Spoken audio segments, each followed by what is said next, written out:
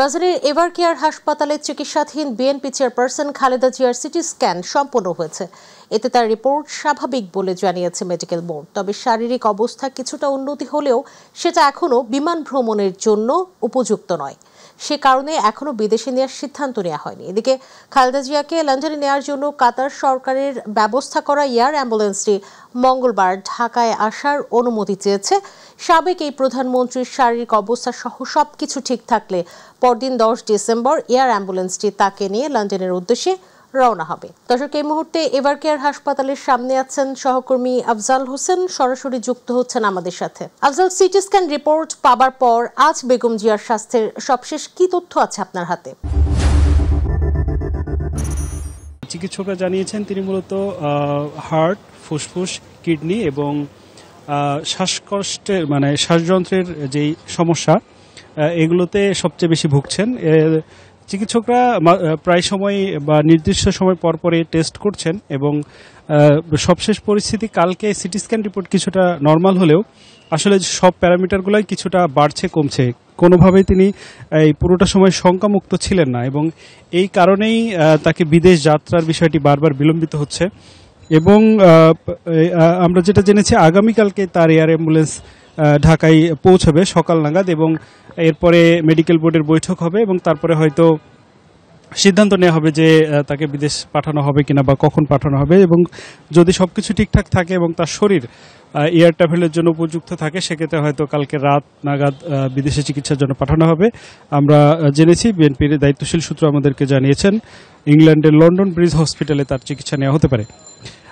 এছাড়া আসলে শারীরিক অবস্থার বিশেষ কোনো আপডেট নেই এবং তিনি যে সকল শারীরিক সমস্যার নিয়ে ভর্তি হয়েছিলেন এই সমস্যাগুলো আসলে পুরোপুরি কোনোটি ভালো হচ্ছে না বিধায় তাকে যে 8-10 ঘন্টা প্লেন জার্নি করে নিয়ে যাওয়া হবে সেরকম পরিস্থিতিতেও আসলে শরীরটি নেই এবং সবগুলা টেস্টেই যেটা হচ্ছে যে কিছুক্ষণ সময়ের জন্য হয়তো ভালো হচ্ছেন তিনি বা কিছুটা সেরে উঠছেন, কিন্তু পরক্ষণে আবার শরীর দুর্বল হচ্ছে। আসলে এই ওঠানামার কারণেই মেডিকেল বোর্ড বারবার সঠিক সিদ্ধান্ত বা তাৎক্ষণিক সিদ্ধান্ত নিতে পারছে না যে তিনি আদৌ এই মুহূর্তে বিদেশে যেতে পারবেন কিনা। তো মনে এই ছিল এভারকেয়ার থেকে বেগম খালেদা জিয়ার শারীরিক খোঁজ খবর। আফজাল, আপনাকে ধন্যবাদ। দর্শক, এভারকেয়ার হাসপাতালের সামনে থেকে যুক্ত ছিলেন সহকর্মী আফজাল হোসেন, বেগম জিয়ার স্বাস্থ্যের সবশেষ তথ্য জানাচ্ছিলেন। ধর্মের নামে ট্যাবলেট বিক্রি করে যারা মানুষের সাথে প্রতারণা করছে তাদের মুখোশ জনগণের সামনে উন্মোচন হয়েছে বলে মন্তব্য করেছেন বিএনপির স্থায়ী কমিটির সদস্য সালাউদ্দিন আহমেদ। আর বিএনপির সিনিয়র যুগ্ম মহাসচিব রুহুল কবির রিজভী বলেন, জান্নাতের টিকিট বিক্রির নামে মানুষকে বিভ্রান্ত করছে জামাত ইসলামী। বিএনপির দেশ গড়ার পরিকল্পনা শীর্ষক কর্মসূচির উদ্বোধনী অনুষ্ঠানে বিএনপি নেতারা এসব কথা বলেন। ইউসুফ আলী রিপোর্ট। বিএনপির দেশ গড়ার পরিকল্পনা শীর্ষক কর্মসূচির উদ্বোধন উপলক্ষে রাজধানীর কৃষিবিদ ইনস্টিটিউটে এ অনুষ্ঠানের আয়োজন। বিএনপির সিনিয়র যুগ্ম মহাসচিব রুহুল কবির রিজভী আহমেদ বলেন, ফায়দা লুটতে ধর্ম ও রাজনীতিকে একসঙ্গে যুক্ত করে বিতর্ক সৃষ্টি করছে জামায়াতে ইসলামী। বেহেশতের টিকিটের কথা জামাত বলতে পারছে, যে কোনো এদেশের ধর্মপ্রাণ মানুষ একটু উৎকর্ণ হতে পারে, কান খাড়া করতে পারে, আরে বেহেশতের টিকিটের কথা কি, এরা কি বলে? কেউ বলতে পারে না কে বেহেশতে যাবে কি দোজখে যাবে। এটা according to religion, according to ইসলাম কেউ বলতে পারে না। কিন্তু ধর্মে ভোটের জন্য, রাজনীতির জন্য কোনো রাজনৈতিক দল এগুলো ব্যবহার করছে। বিএনপির স্থায়ী কমিটির সদস্য সালাউদ্দিন আহমেদ বলেন, লক্ষ্য ও আদর্শহীন হওয়ায় ধর্ম নিয়ে বাড়াবাড়ি করছে একটি রাজনৈতিক দল। যেই দলের কোনো নীতি আদর্শ নেই, কোনো পরিকল্পনা নাই, শুধুমাত্র ধর্মের নামে একটা ট্যাবলেট বিক্রি করে জনগণের সাথে প্রতারণা করার পরিকল্পনা করছে, তাদেরকে জনগণ ইতিমধ্যে চিনেছে, তাদের মুখোশ উন্মোচিত হয়েছে। এদিকে সিদ্ধেশ্বরী বালক উচ্চ বিদ্যালয়ে ফ্রি ভেটেরিনারি মেডিকেল ক্যাম্প উদ্বোধনকালে বিএনপির স্থায়ী কমিটির সদস্য মির্জা আব্বাস বলেন, বেগম জিয়া সুস্থ থাকলে নির্বাচনী প্রচারণায় নতুন মাত্রা যোগ হতো। আমরা যারা নির্বাচনী প্রচারণা করছি এবং বিভিন্ন অনুষ্ঠানে যাচ্ছি এরকম, কিন্তু আমাদের মনের ভিতরে কিন্তু সেই প্রশান্তিটা নাই যে প্রশান্তি নিয়ে আমরা বরাবর নির্বাচন করেছি। একটা মানসিক প্রশান্তি, একটা আনন্দ ফুর্তি নিয়ে আমরা নির্বাচন করেছি। এবার কিন্তু সেটা নাই। যে অনুষ্ঠানে যাই নিষ্প্রাণ একটা অনুষ্ঠান, নিষ্প্রাণ বক্তব্য। কারণ দেশনেত্রী বেগম খালেদা জিয়া এখন অসুস্থ অবস্থায় হাসপাতালে আছেন আলহামদুলিল্লাহ আজকে পত্রিকা দেখলাম যে ওনার অবস্থা বেশ খানিকটা ভালোর দিকে। ইউসুফ আলী, মাই টিভি, ঢাকা। কোনো কারণে ফেব্রুয়ারিতে নির্বাচন না হলে দেশ সংকটে পড়বে বলে মন্তব্য করেছেন জামায়াতে ইসলামীর আমির ডাক্তার শফিকুর রহমান। তিনি বলেন, জামায়াতে ইসলামী ভোটে নির্বাচিত হলে জাতীয় সরকার গঠন করবে।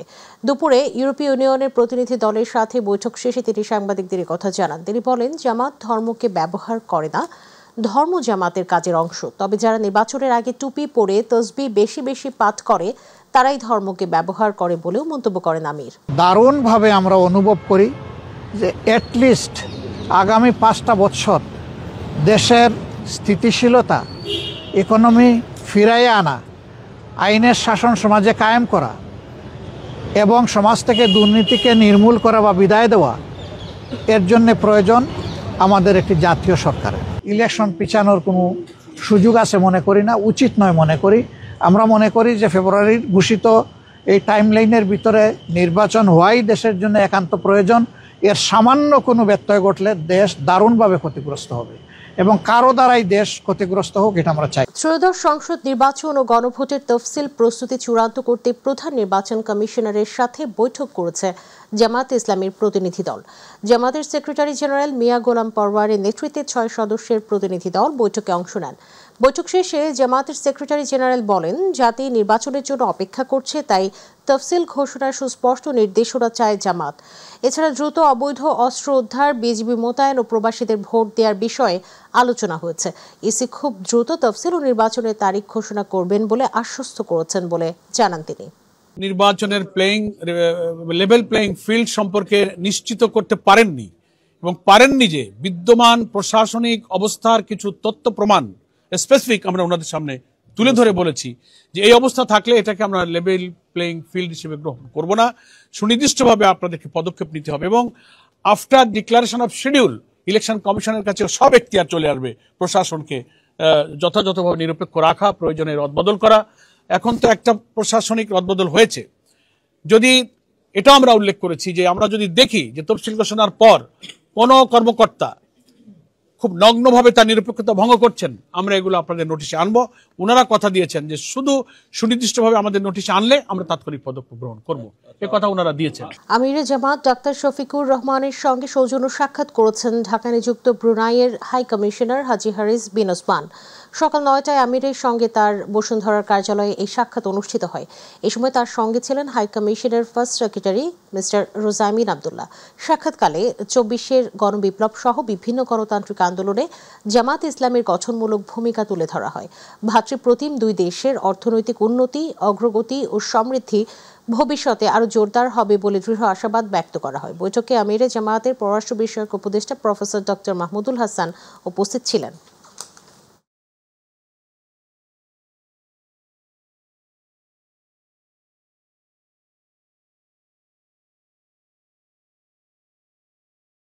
নির্বাচন সুষ্ঠু, নিরপেক্ষ ও উৎসব মুখর করতে সরকার সকল প্রস্তুতি প্রায় শেষ করে এনেছে।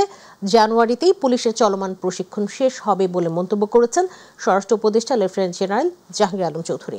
দুপুরে সচিবালয়ে তিনি বলেন, সহিংসতা, হত্যাকাণ্ড বন্ধে সরকারের কাছে কোনো ম্যাজিক নেই যা দিয়ে সব দ্রুত বন্ধ করা যায়, তবে আইন শৃঙ্খলার উন্নয়নে সরকার আন্তরিক। নির্বাচনের প্রস্তুতি, আমাদের নির্বাচনের প্রস্তুতি মাশাআল্লাহ খুবই ভালো। সব বাহিনীগুলি কিন্তু তাদের প্রশিক্ষণ চালিয়ে যাচ্ছে।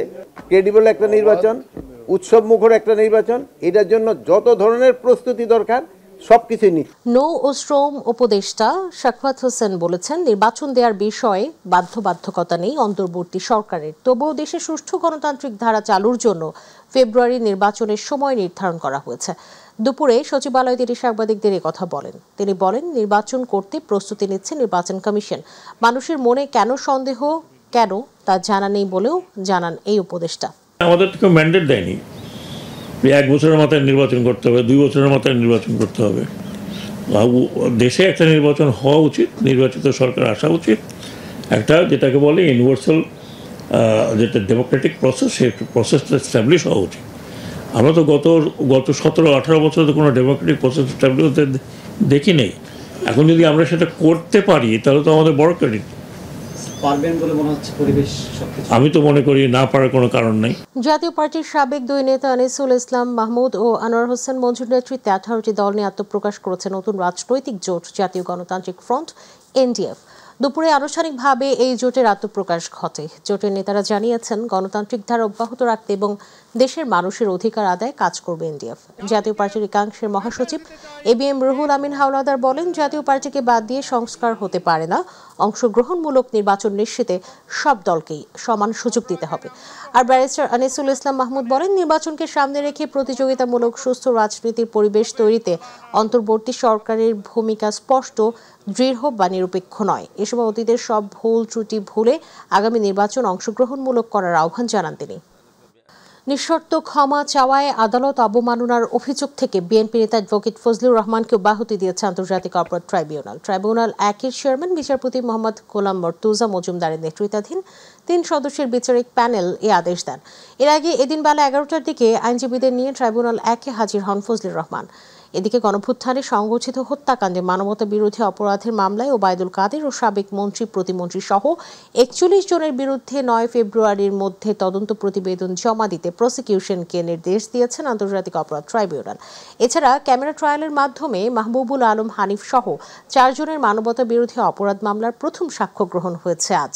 জায়গাটি অন্য যে কোনো ব্যক্তি এবং প্রতিষ্ঠানের থেকে বেশি।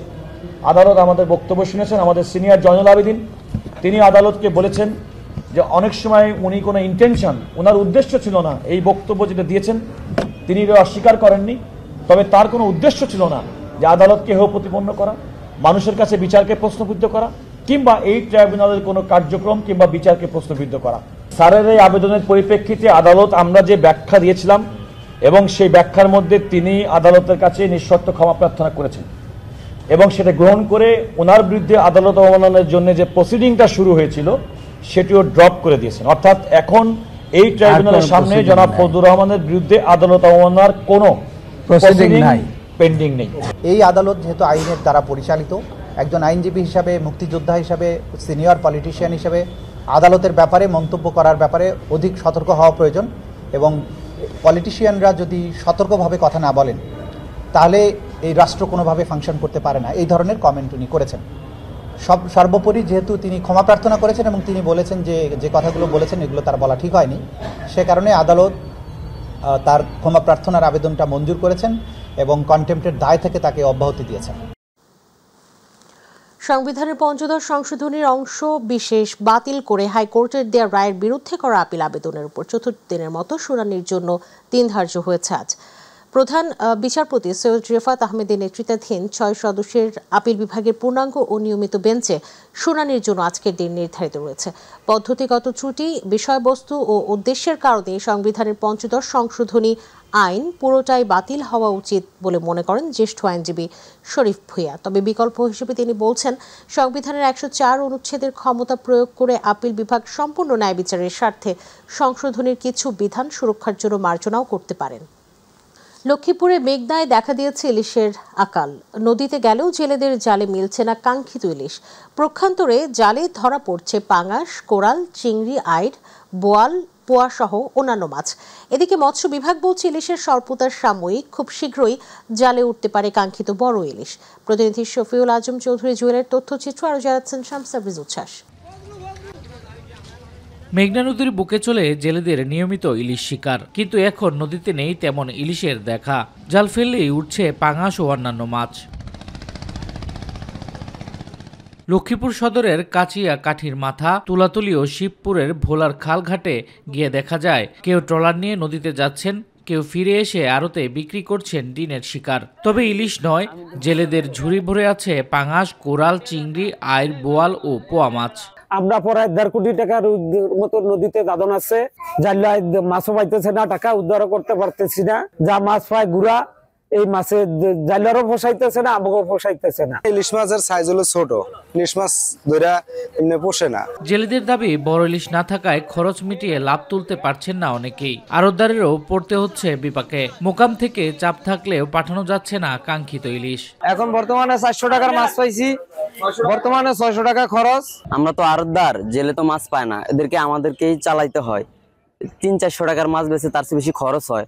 জেলা মৎস্য বিভাগের মতে আবহাওয়া, জোয়ার ভাটা এবং মৌসুম পরিবর্তনের কারণে এখন বড় ইলিশ নদীতে কম, তবে শীঘ্রই পরিস্থিতি স্বাভাবিক হবে বলে আশা দিচ্ছেন তারা। ইলিশের যখন আমাদের প্রজনন মৌসুমটা ছিল তখনই বেশিরভাগ ইলিশ ডিম ছেড়ে সাগরে চলে গিয়েছে, যার কারণে এখনো ইলিশের পরিমাণটা, বড় ইলিশের পরিমাণটা কমে গিয়েছে।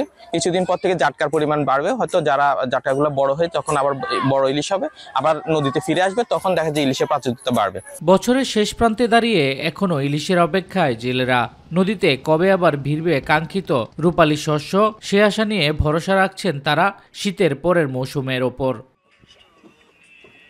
শামস তাবরিজ উচ্ছ্বাস, মাই টিভি নিউজ ডেস্ক।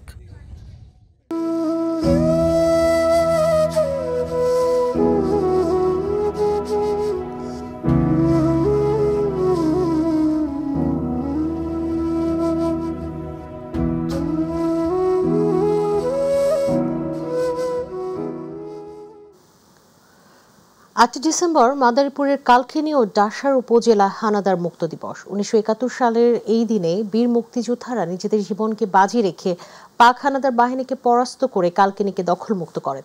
অথচ স্বাধীনতার 54 বছরেও ভোরঘাটায় আমানগঞ্জ খালের উপর পাক হানাদারদের কসাইখানা খ্যাত লাল ব্রিজ এলাকায় বদ্ধভূমিতে শহীদদের স্মরণে এখনও নির্মিত হয়নি কোনো স্মৃতিফলক কিংবা স্মৃতিস্তম্ভ। প্রতিনিধি মোহাম্মদ জিয়াউদ্দিন লিয়াকতের রিপোর্ট, জানাচ্ছেন আতিকুর রহমান তিতাস। 8 ডিসেম্বর মাদারীপুরের কালকিনি উপজেলা হানাদার মুক্ত দিবস। 1971 সালের এই দিনে বীর মুক্তিযোদ্ধারা নিজেদের জীবনকে বাজি রেখে পাক হানাদার বাহিনীকে পরাস্ত করে কালকিনি মুক্ত করেন। 7 ডিসেম্বর কালকিনি উপজেলার 5 জন কমান্ডারের নেতৃত্বে মুক্তিযোদ্ধারা উপজেলার সিডি খান, এনায়েতনগর, সমিতিরহাট ও পাশের বরিশালের গোলনদী ও মুলাদী উপজেলা কালকিনির সীমান্তবর্তী 3টি স্থানে মুখোমুখি যুদ্ধে অংশগ্রহণ করে পাক হানাদার বাহিনীকে পরাস্ত করেন। 7 ডিসেম্বর রাত 8টার দিকে মুক্তিবাহিনী সর্বাত্মকভাবে কালকিনি থানা আক্রমণ করলে পালিয়ে যেতে বাধ্য হয় পাক হানাদার বাহিনী। মুক্তিযোদ্ধারা মুক্তির উল্লাসে রাস্তায় নেমে আসে সর্বস্তরের জনগণ। 1971 সালে ভুরঘাটা আমানগঞ্জ খালের উপর ব্রিজে পাকিস্তানি হানাদার বাহিনী মুক্তিকামী বাঙালিদের ধরে এনে নির্মম নির্যাতন নিপীড়ন করে ধারালো অস্ত্র দিয়ে হত্যা করে লাশ খালে ফেলে দিত। ব্রিজের নিচের পানি মানুষের রক্তে রঞ্জিত হওয়ায় এই ব্রিজের নামকরণ করা হয় লালপোল ব্রিজ বা লাল ব্রিজ, যা এখনও মানুষের মুখে মুখে প্রচলিত। মুক্তিযুদ্ধে কালকিনিতে 26 জন বীর মুক্তিযোদ্ধা শহীদ হন এবং 2 জন আহত হন। এছাড়াও 725 জন তালিকাভুক্ত মুক্তিযোদ্ধা রয়েছেন। অথচ স্বাধীনতার 50 বছরের সুবর্ণ জয়ন্তী পার হয়ে গেলেও ভুরঘাটা লাল ব্রিজ এলাকায় বধ্যভূমিতে শহীদদের স্মরণে এখনও নির্মিত হয়নি কোনো স্মৃতিফলক। গৌনদী, আগুলঝাড়া, কালকিনি এলাকার মুক্তিযোদ্ধারা সহ একত্রে আমরা 7ই ডিসেম্বর কালকিনি থানা অ্যাটাক করি এবং 8ই ডিসেম্বর আমরা কালকিনি থানাকে আমরা শত্রুমুক্ত করি। স্মৃতিস্তম্ভ করার জন্য সরকারের প্রতি আমি আকুল আবেদন জানাচ্ছি। কালকিনির বধ্যভূমি, যেটা ঐতিহাসিক লালপোল হিসাবে চিহ্নিত, সেখানে আমাদের স্মৃতিস্তম্ভ কাজ এই বিজয় মাসেই শুরু হবে ইনশাল্লাহ। সেই প্রক্রিয়া চলমান, আপনারা এটাকে দৃশ্যমান দেখতে পারবেন। আর উপজেলা প্রশাসন বলছে অতি দ্রুত শহীদ মুক্তিযোদ্ধাদের স্মরণে একটি স্মৃতিস্তম্ভ স্থাপন করা হবে। প্রায় 15 লক্ষ টাকা ব্যয়ে প্রকল্পটি এখানে স্থাপন করা হবে। সেখানে শহীদদের স্মৃতির জন্য আমরা কোনো একটি স্ট্রাকচার সেখানে নির্মাণ করব। এছাড়া পাশাপাশি আমাদের উপজেলা পরিষদের পাশে যে স্মৃতিস্তম্ভ আছে সেখানেও কিছু রক্ষণাবেক্ষণজনিত সমস্যা আছে। আমরা সেখানেও ব্যবস্থা নিয়ে গেট দিয়ে বন্ধ করার মাধ্যমে যেন বাইরের লোক সেখানে যেনতেনভাবে প্রবেশ করতে না পারে এবং এই জায়গাটির অপব্যবহার না হয় সেটা নিশ্চিত করার চেষ্টা করব। আতিকুর রহমান তিতাস, মাই টিভি। দীর্ঘদিন উৎপাদন বন্ধ থাকার পর প্রায় 700 কোটি টাকা লোকসানের বোঝা মাথায় নিয়ে আখ মারাই কার্যক্রম শুরু করেছে জামালপুরের দেওয়ারগঞ্জের অবস্থিত জিল বাংলা সুগার মিলস লিমিটেড। স্থানীয়দের দাবি, নির্দিষ্ট সময়ে কারখানা চালু না রেখে সারা বছর কারখানার উৎপাদন চালু রাখলে চিনির দাম ভোক্তাদের নাগালে থাকবে, পাশাপাশি কর্মসংস্থানের সুযোগ সৃষ্টি হবে। প্রতিনিধি শামীম আলমের রিপোর্ট, জানাচ্ছেন সাইদুর রহমান আবির। দেশের চিনির চাহিদা মেটাতে চলতি বছরের 28 নভেম্বর 68তম বারের মতো শুরু হয়েছে রাষ্ট্রায়ত্ত সিনিকল জিল বাংলা সুগার মিলস লিমিটেডের আখ মারাই কার্যক্রম। তবে সারা বছর নয়, মাত্র 78 দিনে কারখানায় উৎপাদন চালু থাকবে। গত কয়েক বছরের তুলনায় জামালপুরে কিছুটা বেড়েছে আখ চাষ। স্থানীয়রা বলছেন, বছরে 3 থেকে 4 মাস উৎপাদন চালু থাকায় চাহিদা পূরণে সক্ষম নয় কারখানাটি। সারা বছর চিনি উৎপাদন চালু থাকলে ভোক্তাদের নাগালে থাকবে চিনির দাম। কৃষকও ভালো, শ্রমিকও ভালো, সর্বদিক দিয়ে ভালো। যদি ভালো চলে, সরকারের দৃষ্টি আকর্ষণ ভালো থাকে, তাহলে মিল ভালো। এটার উৎপাদন শুরু হয়েছে যা থেকে উৎপাদিত চিনি দেশের চাহিদা মেটাবে। প্রতি বছর লক্ষ্যমাত্রা পূরণ না হলেও এবছর লক্ষ্যমাত্রা পূরণে আশাবাদী কারখানা কর্তৃপক্ষ। জনগণের চাহিদা মেটাতে এই সুগার মিলটি সক্ষম নয়, কারণ বছরের 3 থেকে 4 মাস সেটা চালু থাকে।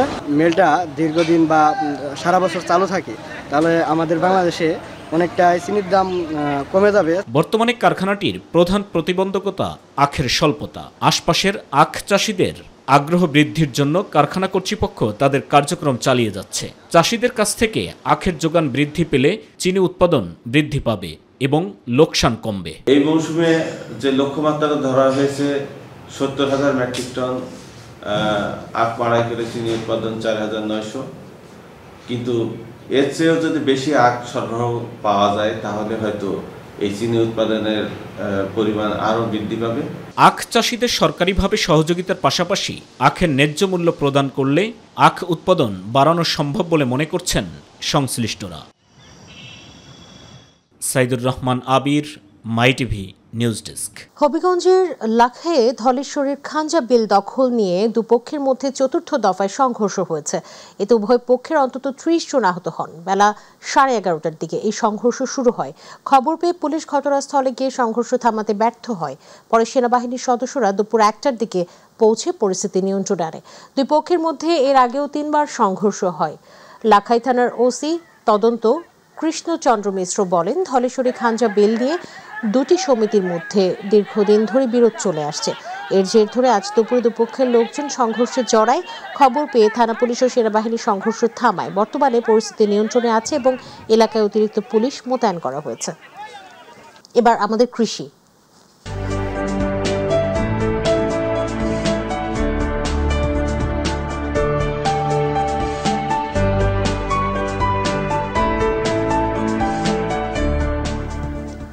স্বল্প খরচে অধিক লাভ এবং পতিত জমির সর্বোত্তম ব্যবহার সব মিলিয়ে উপকূলীয় কৃষকদের মাঝে নতুন আশার সঞ্চার করেছে বস্তায় আদা চাষ পদ্ধতি। নোনা পানির প্রভাবে যেখানে মাটিতে ফসল ফলানো দায়, সেখানে সিমেন্টের বস্তা ব্যবহার করে আদা চাষে বিপ্লব ঘটাচ্ছেন পটুয়াখালীর কৃষকরা। সংশ্লিষ্টরা বলছেন, সরকারি পৃষ্ঠপোষকতা পেলে এই পদ্ধতি দেশের মশলা সহ জাতীয় ফসলের ঘাটতি পূরণে বড় ভূমিকা রাখবে। প্রতিনিধি মশিউর রহমান বাবলুর পাঠানো তথ্যচিত্রে বিস্তারিত জানাচ্ছেন জুবাইর রহমান। উপকূলীয় অঞ্চলের নোনা মাটিতে যেখানে প্রচলিত পদ্ধতিতে আদা চাষ প্রায় অসম্ভব, সেখানেই বদলে যাচ্ছে কৃষির চিত্র। লবণাক্ততা এড়িয়ে সিমেন্টের ফাঁকা বস্তায় জন্ম নিচ্ছে বাংলাদেশের অন্যতম অর্থকরী মশলা আদা। নতুন এই পদ্ধতিতে কৃষকদের পরিশ্রম যেমন কম, ফলনও মিলছে চোখে পড়ার মতো। আম কিংবা লিচুর বাগানের ছায়ায় সাজানো হাজারো বস্তায় মাত্র অল্প পরিচর্যাতেই উৎপাদিত হচ্ছে বস্তা প্রতি 2 থেকে 3 কেজি তাজা আদা। পতিত জমি বা বাড়ির আঙিনার অব্যবহৃত অংশে সহজেই করা যাচ্ছে এই চাষ। ফলে লবণাক্ত মাটির চিরচেনা সীমাবদ্ধতা পেরিয়ে নতুন আলো দেখছেন কৃষকরা। আমাদের এই জমিটা আগে অব্যবহৃত থাকতো, যেটা কোনো কাজই আসতো না। কৃষি গবেষণা ইনস্টিটিউট এটা আমাদের সহযোগিতা করছে, এই জন্য আমি আদা চাষ করছি। আদার ফলনও ভালো দেখা যায়। ইনশাল্লাহ আশা করি আমরা এই আদা চাষ করে অনেকটাই সাফল্য হব। বাংলাদেশ কৃষি গবেষণা ইনস্টিটিউট উদ্ভাবিত এই বস্তা পদ্ধতিতে রোগবালাই নেই বললেই চলে। খুব বেশি সার বা ওষুধের প্রয়োজন পড়ে না। কৃষি কর্মকর্তারা বলছেন, স্বল্প বিনিয়োগে বেশি মুনাফার এই সুযোগ কৃষিকে আরও টেকসই করবে। বস্তায় আদা চাষ করলে তার যে মাটিতে সরাসরি করলে যে রাইজেন রটের যে রোগ মিশ্রণ হওয়ার যে একটা সুযোগ থেকে যায়, সেটা কিন্তু বস্তায় আদা চাষ করলে থাকে না। যার ফলে কি হচ্ছে, চাষিরা কিন্তু এখান থেকে অবশ্যই লাভবান হবে এবং এখান থেকে লাভের মুখ দেখবে। উপকূলীয় অঞ্চলে বস্তায় আদা চাষ ছড়িয়ে পড়লে দেশের মশলা জাতীয় ফসলের ঘাটতি অনেকটাই কমে যাবে বলে মনে করছেন সংশ্লিষ্টরা। আমরা যদি আগাই আসি এবং কৃষকরাও অনেক আগাই আসতেছে, যে আশা করি সামনে অনেক এরিয়ায় এর উৎপাদন করা সম্ভব হবে। উপকূলীয় কৃষকের সাফল্য এখন ধীরে ধীরে হয়ে উঠছে টেকসই কৃষির নতুন দৃষ্টান্ত। জুবাইর রহমান, মাই টিভি নিউজ।